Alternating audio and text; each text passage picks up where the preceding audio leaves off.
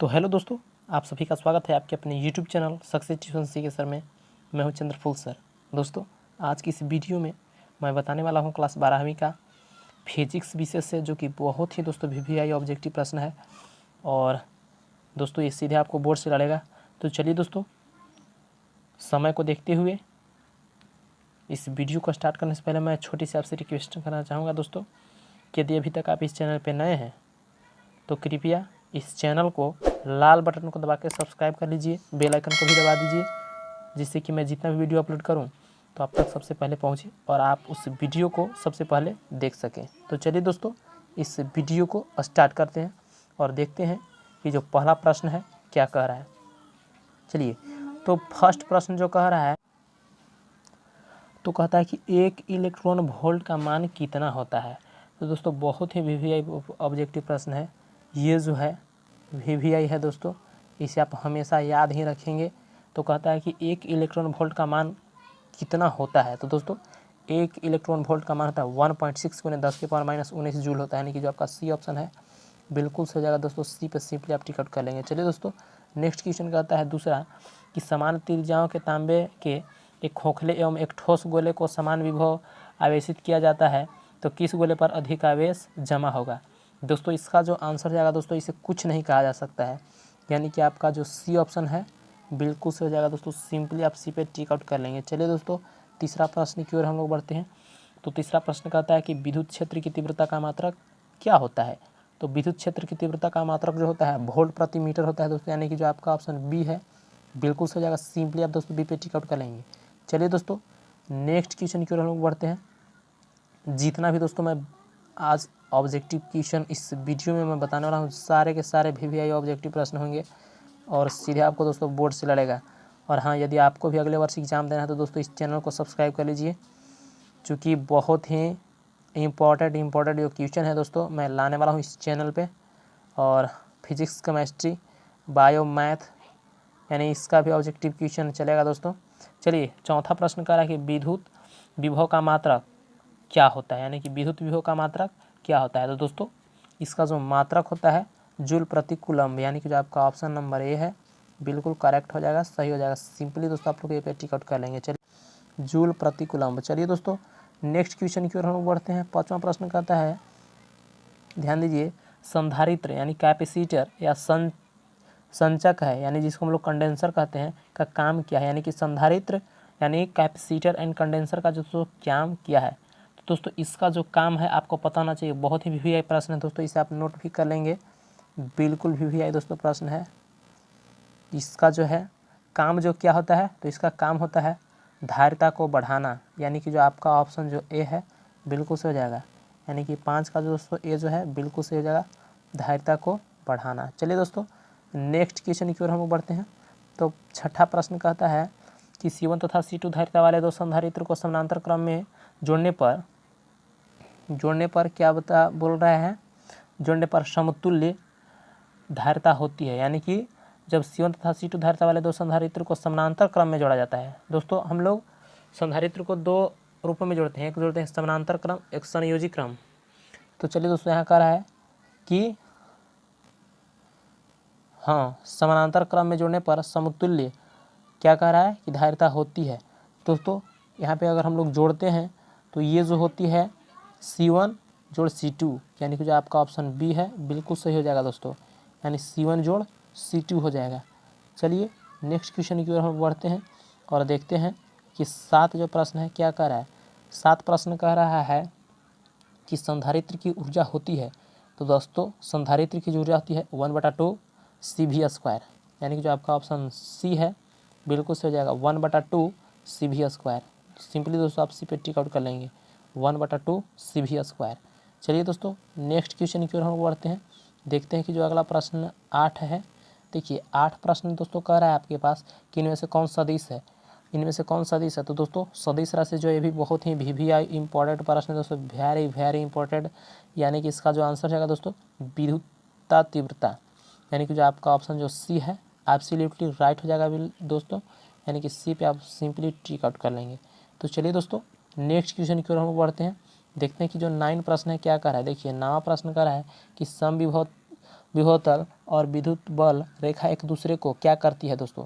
तो ये जो है दोस्तों आपको पता होना चाहिए कि 90 डिग्री पर काटती है एक दूसरे को, यानी समविभव तल ये जो होता है एवं विद्युत बल रेखा एक दूसरे को 90 डिग्री पर क्या करती है, प्रतिच्छेद करती है, काटती है। यानी जो आपका ऑप्शन बी है बिल्कुल सही जगह।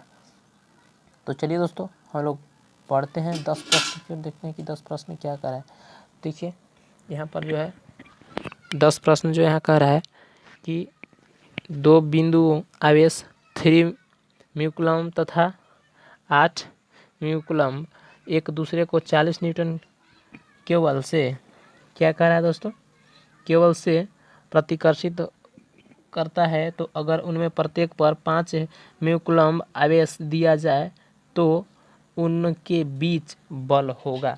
दोस्तों ये न्यूमेरिकल है, मैं इसके लिए क्षमा चाहूँगा कि दोस्तों न्यूमेरिकल है, इसको मैं हल नहीं कर सकता यहाँ पे, चूँकि समय जो है ये जो है हल करने में थोड़ा, तो दोस्तों इससे आप खुद हल करिए और जब इसे सूत्र के पर बैठा कर जब इसका हल करेंगे तो इसका जो मान आएगा दोस्तों वो आएगा -10 न्यूटन, यानी कि जो आपका ऑप्शन डी है बिल्कुल सही हो जाएगा दोस्तों।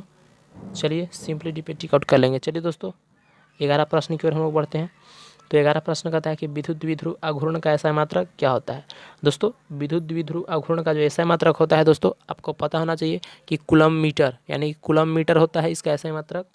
क्या होता है दोस्तों, कूलम्ब मीटर। तो कूलम्ब मीटर होता है और इसका जो एक अन्य मात्रक भी है दोस्तों एसआई मात्रक, जिसे हम लोग डेबाई कहते हैं, जिसे हम लोग कैपिटल डी के द्वारा सूचित करते हैं। दोस्तों इसका जो एक अन्य मात्रक है क्या है, डेबाई। डेबाई है दोस्तों, डेबाई है जिसको हम लोग कैपिटल डी के द्वारा सूचित करते हैं। ये भी किसका ऐसा ही मात्रक है। तो चलिए दोस्तों इसका जो आंसर जाएगा कूलम्ब मीटर, यानी कि जो आपका ऑप्शन बी है बिल्कुल सही जाएगा दोस्तों, कूलम्ब मीटर। कूलम्ब मीटर दोस्तों इसका होता है। चलिए दोस्तों बढ़ते हैं अगले प्रश्न की। तो दोस्तों 12 जो प्रश्न है कह रहा है कि जब उच्च ऊर्जा को यूवी फोटोन किसी विद्युत क्षेत्र में प्रवेश करता है तो क्या हो जाता है। तो दोस्तों यहाँ जो होता है आपको पता होना चाहिए कि अविचलित हो जाता है। क्या होता है, अविचलित होता है, यानी आपका जो ऑप्शन सी है बिल्कुल सही हो जाएगा।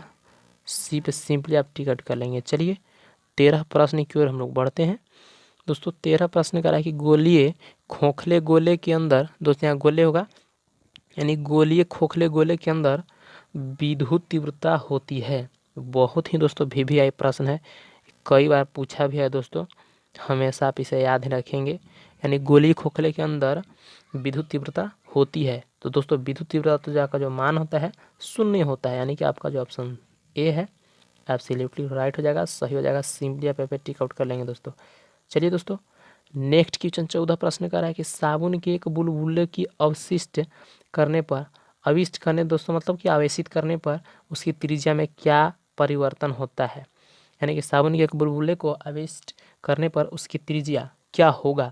तो दोस्तों उसका जो त्रिज्या है दोस्तों बढ़ जाएगा, यानी कि आपका ऑप्शन जो ए है बिल्कुल सही जगह बढ़ जाती है। सिंपली आप पे टिक आउट कर लेंगे। चलिए दोस्तों 15 प्रश्न कहता है कि इलेक्ट्रॉन वोल्ट द्वारा मापा जाता है। बहुत अच्छा प्रश्न है दोस्तों, ये भी प्रश्न जो है पूछा हुआ प्रश्न है, VVI प्रश्न है। इलेक्ट्रॉन वोल्ट द्वारा मापा जाता है। तो दोस्तों इलेक्ट्रॉन वोल्ट द्वारा जो है मापा जाता है ऊर्जा, यानी कि जो आपका ऑप्शन नंबर डी है बिल्कुल सही जगह। सिंपली आप डी पे टिक आउट कर लेंगे, यानी डी जो आपका ऑप्शन है बिल्कुल सही जगह। तो चलिए दोस्तों 16 प्रश्न की ओर हम लोग बढ़ते हैं। तो चलिए दोस्तों कहता है 16 प्रश्न कहता है दोस्तों कि किसी संधारित्र की धारिता का मात्रक। दोस्तों बहुत ही VVI प्रश्न है दोस्तों, ये जो है VVI बीच प्रश्न है, पूछा गया प्रश्न है दोस्तों। तो कहता है कि किसी संधारित्र की धारिता का मात्रक है। दोस्तों संधारित्र की धारिता का जो मात्रक है फैराड है, यानी कि जो आपका सी ऑप्शन है एब्सोल्युटली राइट हो जाएगा, फैराडे। फैराडे दोस्तों बिल्कुल सही जाएगा। चलिए दोस्तों नेक्स्ट क्वेश्चन की ओर हम बढ़ते हैं, यानी 17 जो प्रश्न है कहता है कि आवेश वितरण से होता है। तो दोस्तों आवेश वितरण से ऊर्जा का ह्रास होता है, यानी कि जो आपका ऑप्शन ए है बिल्कुल सही हो जाएगा। सिंपली आप दोस्तों ए पे टिक आउट कर लेंगे। तो चलिए दोस्तों 18 प्रश्न की ओर हम लोग बढ़ते हैं। देखिए 18 प्रश्न कहता है कि समानांतर प्लेट संधारित्र में जब वायु के स्थान पर उच्च परावैद्युत दोस्तों उच्च परावैद्युत क्या कहता है? कहता है दोस्तों यहाँ पर कि समानांतर प्लेट संधारित्र में जब वायु के स्थान पर उच्च परावैद्युत क्या होता है? तो दोस्तों बढ़ता है, यानी कि आपका जो ऑप्शन ए है एब्सोल्युटली राइट हो जाएगा। सिंपली दोस्तों आप यहाँ पे टिक आउट कर लेंगे, बढ़ता है यानी बढ़ते हैं। चलिए दोस्तों नेक्स्ट क्वेश्चन की ओर हम लोग बढ़ते हैं। तो नेक्स्ट क्वेश्चन कह रहा है कि वान ग्राफ जनरेटर, यानी कि वान ग्राफ जनरेटर एक ऐसी मशीन है जिससे उत्पन्न होता है। बहुत दोस्तों VVI प्रश्न है, इसे भी आप लोग हमेशा याद ही रखेंगे। बिल्कुल दोस्तों VVI प्रश्न है।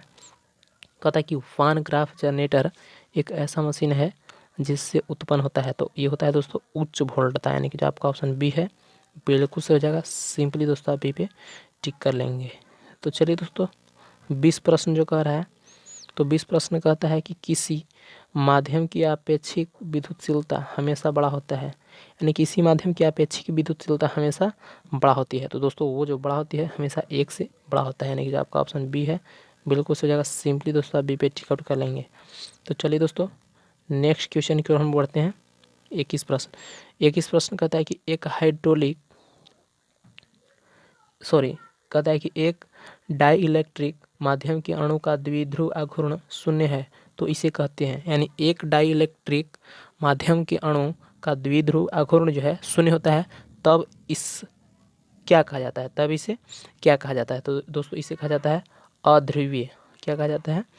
अध्रुवीय, यानी कि बी जो आपका ऑप्शन है बिल्कुल सही हो जाएगा दोस्तों। यानी सिंपली दोस्तों आप लोग बी पे टिक आउट कर लेंगे। चलिए दोस्तों 22 प्रश्न कहता है, 22 प्रश्न कह रहा है कि एक विद्युत परिपथ में एक बिंदु पर मिलने वाली धाराओं का बीजगणितीय योग। दोस्तों ये भी पूछा गया प्रश्न है, जो कि VVI है दोस्तों। ये पूछा गया प्रश्न है, एक विद्युत परिपथ में एक विद्युत पर मिलने वाली धाराओं का बीजगणितीय योग कितना होता है? तो दोस्तों बीजगणितीय योग जो होता है शून्य होता है, यानी कि आपका जो ऑप्शन है एब्सोल्युटली राइट हो जाएगा। सिंपली दोस्तों आप ए पे टिक आउट कर लेंगे। तो चलिए दोस्तों 23 प्रश्न देखते हैं क्या कर रहा है। तो 23 प्रश्न कह रहा है कि व्हीटस्टोन ब्रिज को मापने में व्यवहार किया जाता है, यानी किसके द्वारा दोस्तों व्हीटस्टोन ब्रिज जो है को मापने में व्यवहार किया जाता है? तो 23 का जो दोस्तों आपका जो आंसर हो जाएगा उच्च प्रतिरोध तथा निम्न प्रतिरोध। दोस्तों इसमें कन्फ्यूज स्टूडेंट ज़्यादा होता है दोस्तों, ये बहुत ही VVI प्रश्न है। यानी व्हीटस्टोन ब्रिज द्वारा दोस्तों मापा जाता है उच्च प्रतिरोध तथा निम्न प्रतिरोध को, यानी कि आपका जो ऑप्शन सी है एब्सोल्युटली राइट हो जाएगा। सिंपली दोस्तों आप सी पे टिक आउट कर लेंगे। तो चलिए दोस्तों हम लोग सेकंड लास्ट प्रश्न देख लेते हैं। तो 24 प्रश्न कहता है कि सेल का वी वान डर बल मापा जाता है, यानी विद्युत वाहक बल। दोस्तों सेल का विद्युत वाहक बल मापा जाता है, किसके द्वारा दोस्तों मापा जाता है? विद्युत वाहक बल। तो आपको पता होना चाहिए कि जो विद्युत वाहक बल है वो विभवमापी द्वारा मापा जाता है, यानी कि आपका जो ऑप्शन बी है एब्सोल्युटली राइट हो जाएगा, सही हो जाएगा। सिंपली दोस्तों आप बी पे टिक कर लेंगे। चलिए दोस्त आज का जो लास्ट प्रश्न है उसे हम लोग देख लेते हैं। तो लास्ट प्रश्न कहता है कि दो बिंदु आवेश Q तथा -2Q एक दूसरे से कुछ दूरी पर रखे हैं। आवेश Q नज़दीक अगर तीव्रता E हो तो -2Q आवेश की नज़दीक तीव्रता क्या होगा? दोस्तों ये जो होगा दोस्तों आपको पता होना चाहिए कि -E/2, यानी कि दोस्तों आपका जो ए ऑप्शन है बिल्कुल सही जगह। सिंपली आप पे टिक आउट कर लेंगे। दोस्तों मैं उम्मीद करता हूं दोस्तों कि ये वीडियो जो है आपको पसंद आया होगा। दोस्तों यदि पसंद आया तो प्लीज़ आप इस चैनल को एक लाइक दे दीजिए, सब्सक्राइब कर दीजिए एवं हमें कमेंट में ज़रूर लिखें कि जो दोस्तों वीडियो है आपको कैसा लगा। और फिर मिलते हैं दोस्तों अगले वीडियो में, जो कि अगला वीडियो भी बहुत धमाकेदार होने वाला है और भी बेहतर दोस्तों है जो मैं ऑब्जेक्टिव क्वेश्चन लेकर के आऊँगा। तो चलिए दोस्तों आज के लिए बस इतना ही, फिर मिलते हैं अगले वीडियो में। तो जय हिंद, वंदे मातरम।